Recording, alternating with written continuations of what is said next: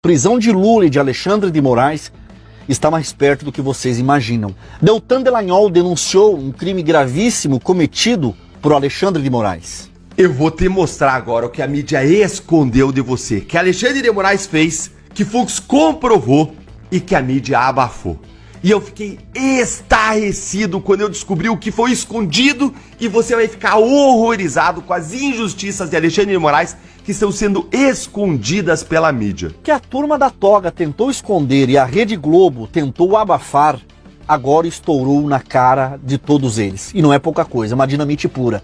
Documentos e revelações escancararam aquilo que Alexandre de Moraes suava frio e temia que o povo descobrisse. E o silêncio e a cumplicidade da imprensa militante só reforçam o cheiro e o fedor da sujeira que empesteia Brasília. Nós estamos falando de algo tão pesado que pode rachar a base de mármore do próprio STF, mostrando que aquele prédio pomposo mais parece um castelo de areia prestes a desmoronar. E não para por aí, porque o ministro Luiz Fux acabou escorregando na língua e soltando informações que desmontam não só as decisões antigas do Carecão, mas também a farsa de um sistema que insiste em se vender como defensores da democracia. É a mesma democracia seletiva que cala a voz de uns e protege os interesses de outros, sempre com toga, paletó e aquele ar de superioridade que só engana quem ainda acredita em contos de fada políticos. O que nós temos aqui diante de nós não é apenas mais um escândalo no currículo dessa corte, é a confirmação gritante de que existe uma engrenagem podre funcionando nos bastidores decidindo o futuro da nação, como se o povo fosse só plateia de circo. Uma engrenagem de ferro enferrujado que se movimenta à base de acordos escusos, vaidades e chantagem, longe da luz e da verdade. Quem ainda acha que esse tribunal é o guardião da Constituição precisa urgentemente acordar do coma profundo da ingenuidade. E aí eu te pergunto, olhando nos teus olhos, depois dessas revelações, existe algum tipo de credibilidade dentro do STF? Difícil acreditar. Aperte os cintos aí onde vocês estão, porque o que vem pela frente não é apenas polêmico, é histórico e grotesco com força para virar de ponta cabeça tudo o que você acha que sabe sobre quem de fato manda no Brasil. Patriotas, o que acabou de vir à tona é um terremoto de proporções devastadoras. O ministro Luiz Fux largou uma bomba histórica dessas que não dá para varrer para debaixo do tapete. A decisão dele não só abriu caminho para absolver e anular a condenação do presidente Bolsonaro e dos presos do 8 de janeiro, como também puxou a cortina do teatro do STF, mostrando ao Brasil inteiro a sujeira que há meses eles tentam esconder. Essa revelação coloca diretamente em xeque as manobras de Alexandre de Moraes, provando que a unanimidade pregada pela mídia é só mais uma farsa bem ensaiada. A fala de Fux não é só um ato jurídico, é um grito que rompeu a blindagem da corte, revelando que dentro daquele tribunal existem fissuras, existem guerras, existem resistência contra a tirania togada. E enquanto a imprensa militante finge que não viu, nós trazemos à luz a denúncia do Deltan Dallagnol, que aponta para um suposto crime de Moraes, jogando combustível nessa batalha interna que ameaça explodir o STF por dentro. Vamos ver a denúncia do Deltan Dallagnol sobre tudo isso que está acontecendo. Veja. Isso aqui é urgente. O ministro Fux anulou os processos contra os réus do 8 de janeiro. Então, bom dia pra você. E me diz uma coisa, existe algum jeito melhor da gente começar o final de semana do que com justiça e com esperança? Porque foi exatamente isso que foi trazido para o nosso coração a partir do que acabou de acontecer com a notícia de que o ministro Luiz Fux passou a votar para declarar a nulidade de todos os atos do STF nos casos dos réus do 8 de janeiro. Ele basicamente aplicou toda a fundamentação que ele já tinha aplicado no seu voto no processo contra Bolsonaro, e pegou isso e aplicou, trouxe agora também para os casos dos perseguidos políticos do 8 de janeiro. Mas isso aí importa? Muda o resultado? Eu vou te contar por que isso é importante no final, e eu vou começar traduzindo esse voto para você de um modo muito simples. O ministro Fux, ele está votando para derrubar tudo, para não deixar pedra sobre pedra em todos, absolutamente todos os casos do 8 de janeiro e da trama golpista. E se você gostou disso, já deixa aí um like, senta o dedo no like para animar mais gente nesse sábado. E olha só o que o ministro Fux fez em primeiro lugar, segundo a Globo News.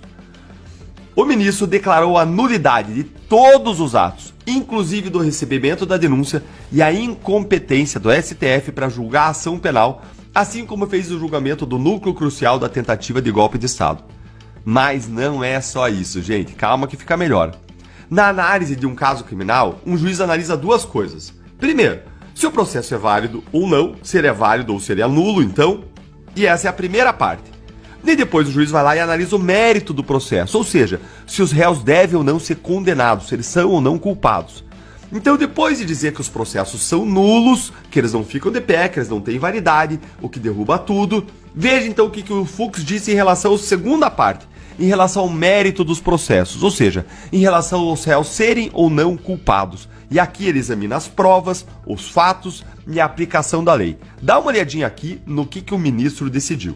Ministro Luiz Fux, na verdade, essa apresentação dele diz respeito a um julgamento que aconteceu lá atrás, em maio, e que ele pediu vista. Agora, então, ele apresenta essas decisões em relação a 2 réus. Para um réu, que é uma mulher, ele acabou defendendo a absolvição. E para o outro, ele acabou diminuindo a pena que tinha sido já colocada ali pelo relator e seguida por pelo menos 2 ministros da primeira turma. Então, para o primeiro caso, o ministro Luiz Fux entendeu o seguinte, que Cristiane Angélica Dumont Araújo, que veio de Santa Catarina para os atos golpistas do 8 de janeiro de 2023, ela pôde ser absolvida. No entendimento do ministro, ela foi acusada de participar das invasões, mas não havia ali provas contra ela, que nas imagens avaliadas não se mostra a mulher de 59 anos cometendo nenhum tipo ali de problemas, assim, de mexer ali com os bens públicos mesmo, né, de atacar. Não quebrou um azulejo, é óbvio, o que a gente fala em relação à maior parte dos réus ali não tem prova de que eles quebraram um azulejo. Os bens públicos, então ele acabou entendendo que seria necessário a absolvição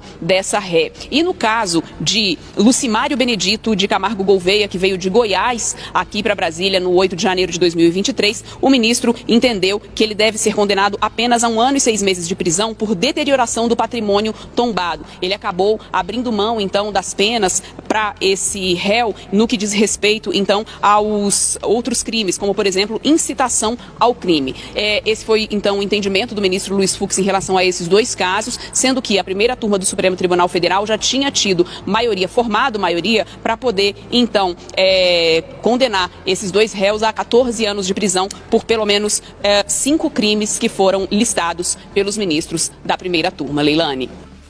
Você entendeu? Você entendeu o que aconteceu? Fux decidiu de forma totalmente técnica, como um juiz, como todo juiz deveria fazer. E como ele já tinha feito antes nos casos da Débora e no caso Bolsonaro.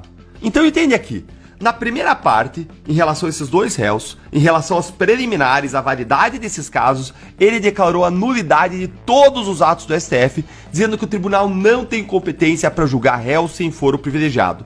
E esse mesmo argumento que ele usou aqui, que tinha usado no caso Bolsonaro, se estende para todos os outros casos do 8 de janeiro. Ou seja, em relação a todos, ele vai revisar os julgamentos, ele vai se posicionar dizendo que são todos os casos absolutamente nulos.